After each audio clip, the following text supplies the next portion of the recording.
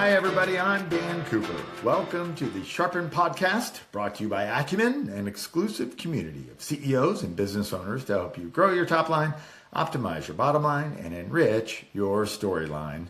Today, we're talking about generational leadership transitions and legacy, and what that means for you as a founder, an owner, or the next gen leader. Today, my guest is Jon Bachura. Jon has spent decades coming alongside entrepreneurs with his last venture, focusing on helping companies transition from one generation to the next and doing it well. He also just started as an Acumen Growth Catalyst in his hometown of Wichita. Jon, welcome to the show. Thanks, Dan. Glad to be here. Thanks for having me. You betcha. Okay, give us a quick tour. How'd you get to here? Oh, my mama, I owe it all to her. Of course.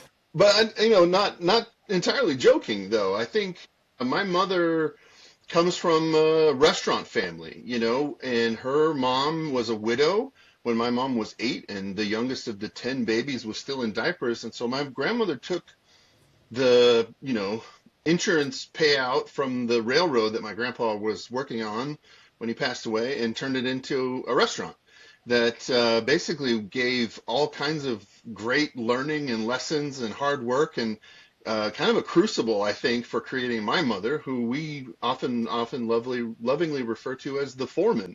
She and my dad were house hackers before that was a thing, and so I kind of grew up in a construction site most of the time, and it really does something to kind of grow up in that kind of scrappy entrepreneurial household. I mean, my dad worked for an actual technology startup in the 80s that had reel-to-reel computers. I've been in a room that was one computer before, and they eventually had an exit and sold to a large multinational conglomerate that you would know the name of. And so not like the grandiose entrepreneurial story, but definitely the kind of gritty, scrappy, living in it kind of way. And that's a lot of kind of what made me who I am.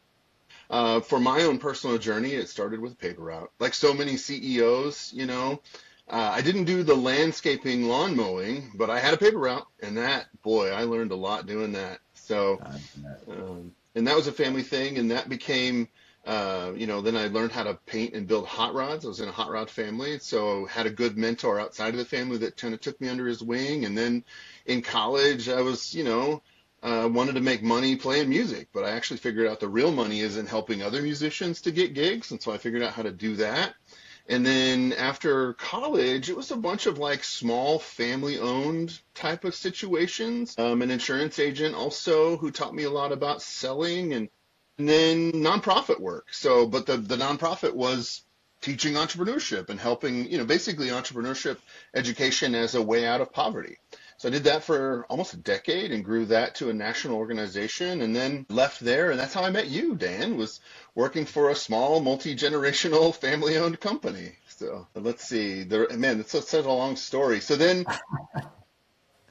back into nonprofit, found my way into higher ed. So I worked for the Catholic University of America at the Sioka Center for Principled Entrepreneurship. I had the longest email signature. It was just because the Bush School of Business is in there. But mostly what I learned to do there was to take this entrepreneurial spirit and integrate it into God's, calling for each individual unique person. It was a vocational integrational thing. And from there, got into the family business thing because the school realized that a lot of kids that were growing up in these generational enterprising families were coming to Catholic to get business degrees. And in so doing that, I met a guy who had been doing it for 50 years. He kind of took me under his wing. And then I did that for a number of years until I joined Acumen. I think that's the last 25, 30 years. Right on. So decades alongside entrepreneurs, Jon Bachura, decades. So you zeroed in on this handoff from one generation to the next. What was it about that specific moment in a company's life that pulled you in? Part romance. I'm a big believer in our kind of social, institutional, polity, market economy situation that we have here in the United States. Call it capitalism, call it whatever you will. But it is those families that create enterprises that last, that cast off the kind of capital that invests in churches and schools and, public swimming pools, the kind of social good that takes a lot of capital, that takes a lot of CapEx, that typically is the node is heavily covered by families that, have it and they created it. And so I think it's a big part of our way of life of kind of guarding and nurturing that ability to have a place to be an entrepreneur. And then also, complete opportunity, like total opportunist, got an invitation from somebody that had been doing it. And I love that kind of learning. I love having a mentor and kind of that apprentice beginner's mindset. That's my thing. But also, man, I love the underdog. And man, those generational entrepreneur families, they are in it. One thing I definitely noticed early on in the entrepreneurship education was that these generational entrepreneur kids that I got to work with in high schools and in college, they were different. They thought differently about opportunity. They had seen failure. They had survived. They had seen mom and dad or grandma and grandpa go through it, and the world didn't end if things got bad, right? Like they saw that like they had each other and that they could stick together through thick and thin. And so they were a better opportunity to apply my trade, right? A place to go to like, okay, if this is good, what else can we learn from these type of things? And then, yeah, I think the idea that maybe I could help them, that's a big piece of it is like, okay, can I help these families that are very important to our way of being, our way of life? But am I any good at this? That's a big question I always have. And how would I know? So let's start on the positive side. When a generational transition goes well, what does that actually look like, both for the business, but also the family and the founder? I wish it weren't this, but it's got to not be about the business. Like, it's just so clearly not about the enterprise itself. It's about soulcraft. These families that do this well understand that what they're doing is shaping humans for the common good, and they invest in it heavily, and it permeates out from the bloodline of the family into the non-family leadership, the non-family executives, the key employees, the frontline employees, the clients. They invest in their clients. They get it that this is about taking these, monetary resources and then converting them into humans that go out and work in the vineyard and are there for the harvest. And even some of the ones that don't have that faith-infused approach, they still get it. Like we're in the business of making people, whatever it is that we make, whatever widgets we sell, whatever services, we make good people here. Okay, Pollyanna, that sounds great. It's soulcraft. I still have a bottom line. I still have CapEx. I still have hiring and firing. There's this next generation coming up, and goodness gracious, they didn't go through what I went through. It's all been given to them. I don't know if they're the right ones. There's all sorts of, there's kids and cousins and like, okay, that's how it goes well. Really? Really? Is that what you're saying?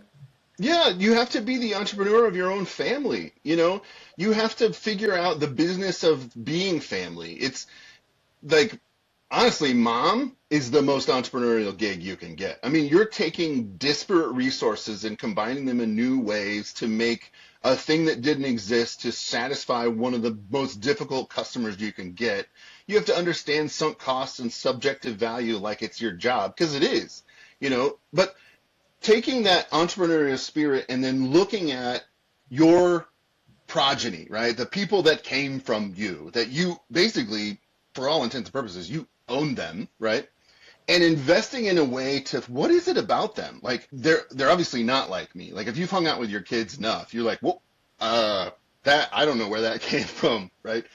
And so you've got to take whatever overage you've created in the marketplace by serving customers and invest it into figuring out, why did God create this person?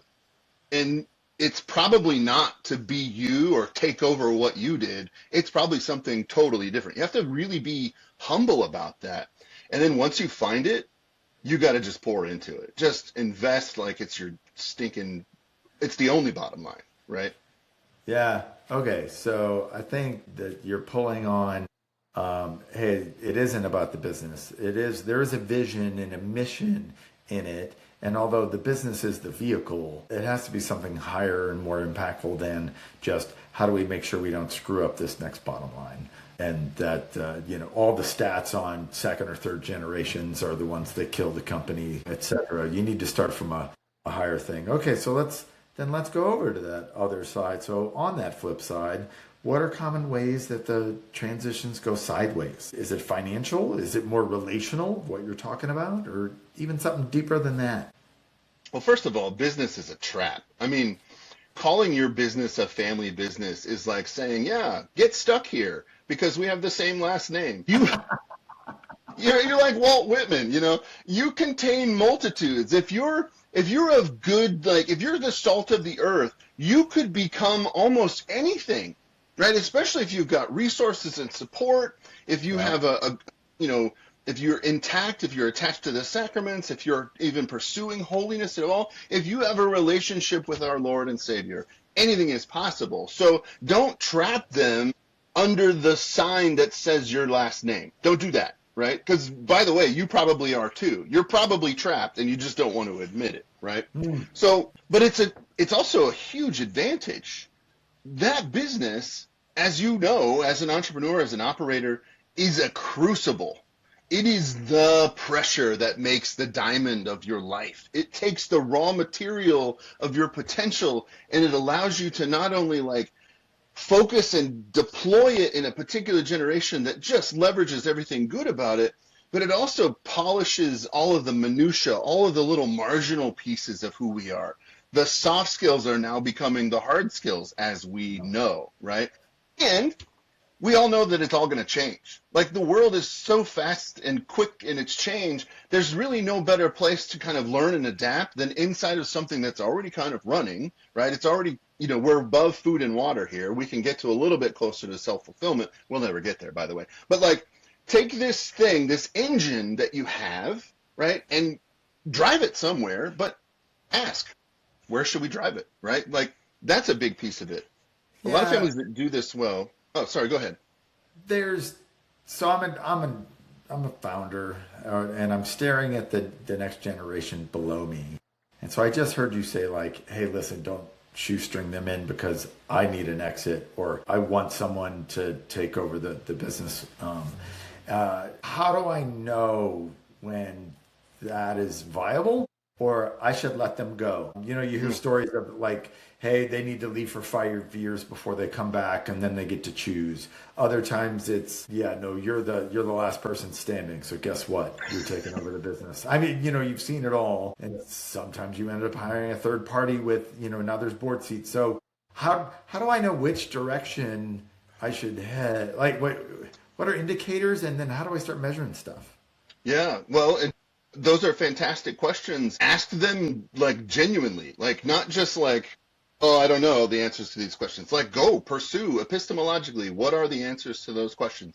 Become an anthropologist of how to do this well. What is the culture of transition? How have societies done this from the beginning of time? And what it comes down to are cultural kind of immaterial cultural things. You've got to have like rituals. What are the rites of passage? How do we celebrate? How do we adapt and recover from failure? What are the milestones, right? Where do you have to go first? And then you ask that question, right? I mean, I really can't think of anything better than if you've got a young rising gen who is plainly and painfully obviously the next to come, make them go work for your best competition for a little while. Like, I'm not saying lie, but be like, hey, we don't like him over here. Can he come work for you? And then he'll or she will come back with everything they do well and everything they're very bad at, right? Like, that's a brilliant thing to do, I think. Like, but it has a lot to do with like, it depends, right? So freedom in the framework, right? You want to have some sort of governance, but you can't just say cut and dried, hey, you haven't done X, Y, and Z, so you can't come back, right? Or, I think those are good guidelines, good frameworks, and understanding, dare I say, kind of first principles. You want to set up early on and hold to kind of a framework for understanding how do we govern ourselves as an enterprising family.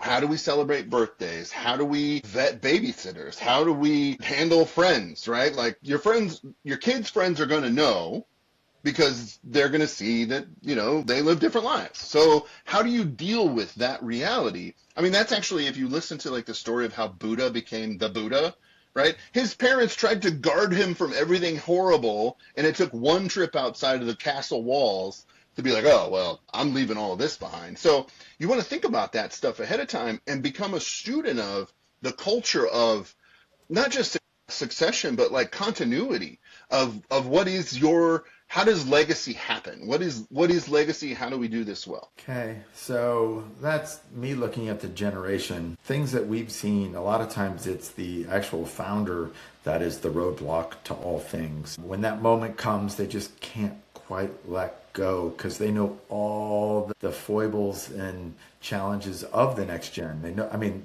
usually they're related to them. So I know how they're broken. I know where they've misstepped. Plus, I've also have just founder syndrome as it is, which is I've gotten us to here and I don't know any other way. So what have you learned about the inner work that the founder has to do before they can hand off and actually succeed in it? Wow. Well, it is a trap, as I said. No, like I'm not the one that invented this idea of the founder trap, right? It's this guy named Adisis. There's a whole like curve and all these stages and stuff. Like there is a trap there.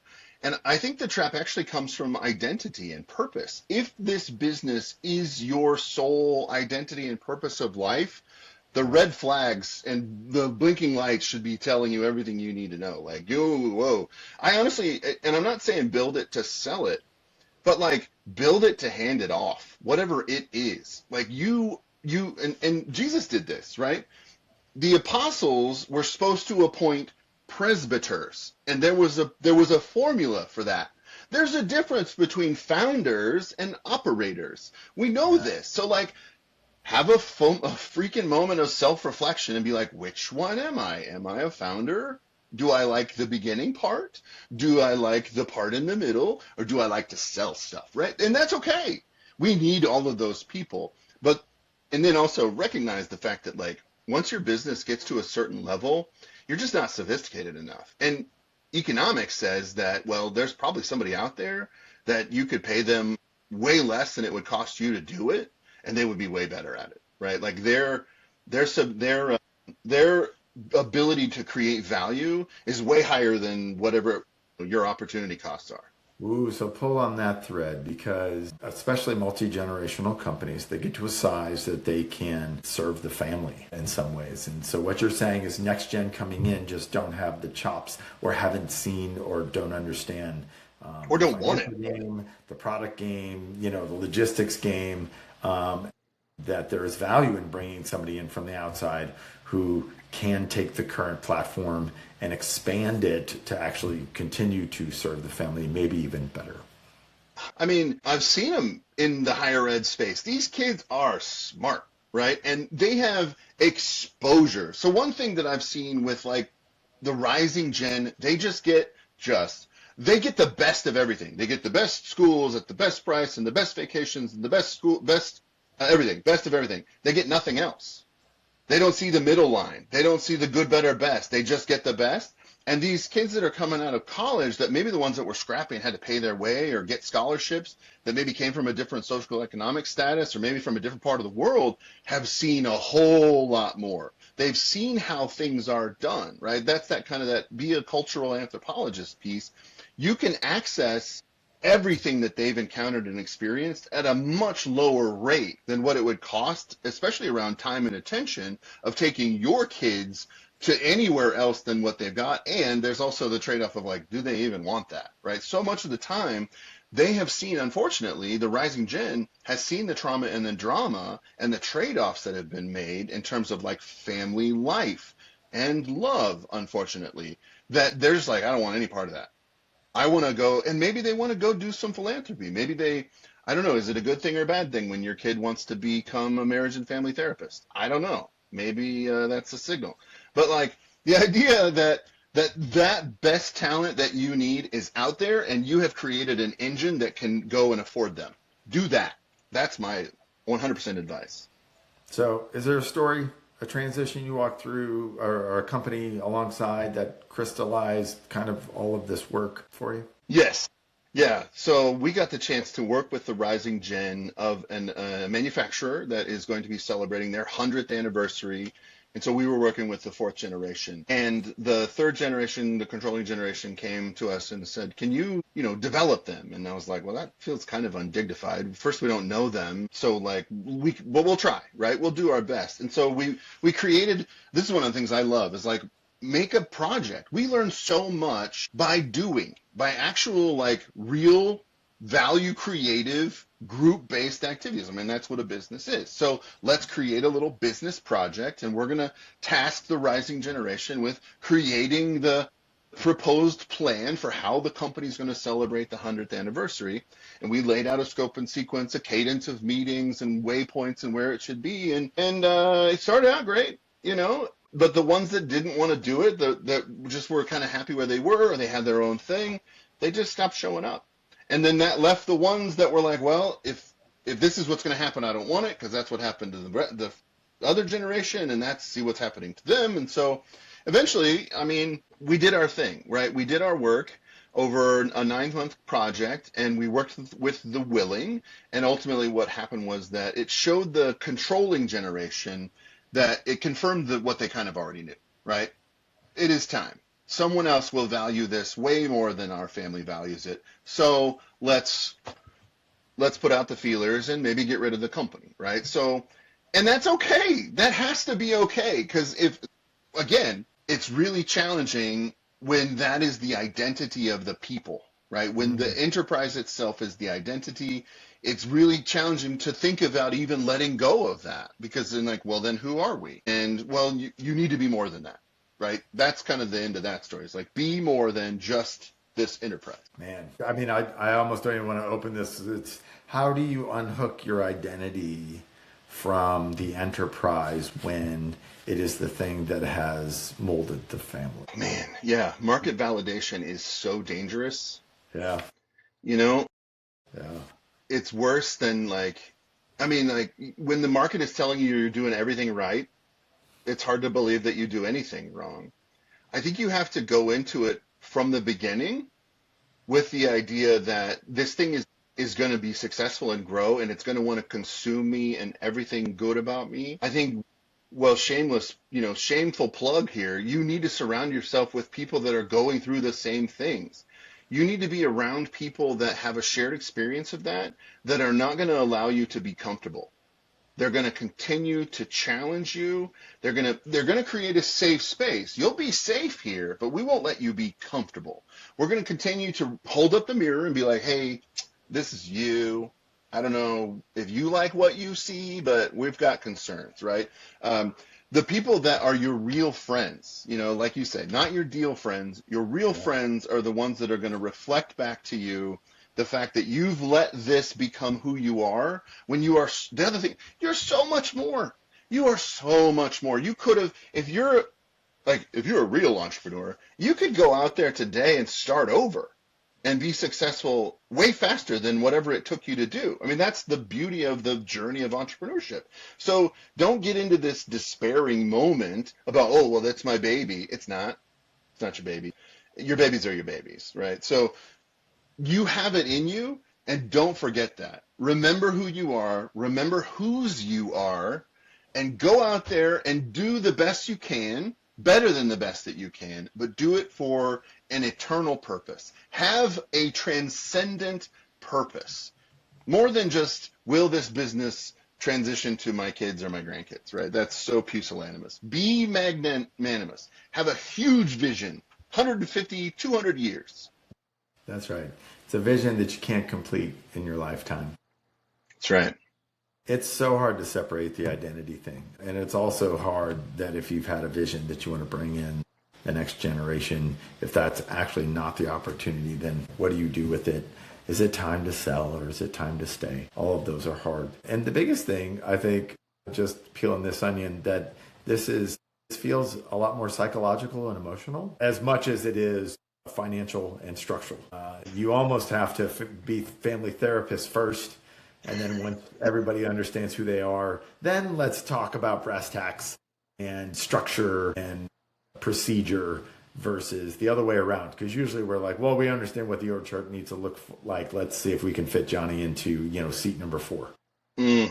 And so I've seen both sides of those. Any one of them can work, but it is hard, and humility needs to be high everywhere, because we all think very highly of ourselves and of our children. So I just have 3 or 4 stories in my head of how complicated it can be when people get tapped or not tapped.